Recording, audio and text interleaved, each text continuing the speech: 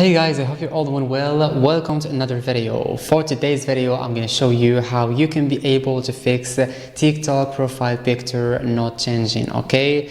It's not something difficult or it's going to take you a long time. It's so easy and it will only take you a few seconds or maybe 1 minute to 2 minutes, okay? So now I'm going to show you two ways that's going to help you in order to fix that problem. So the first way, which is you need to remove TikTok app and then reinstall it again and try to open it again and see if that problem is fixed.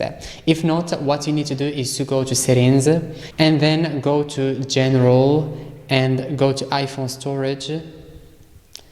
All right, here you're gonna find TikToks, click on it and you're gonna find offload app and then confirm that you want to offload app, and like this all everything that's on the app is going to be cleared, so it will clear all the cache on your TikTok app, and then you can go into it again and open it and see if that problem is fixed.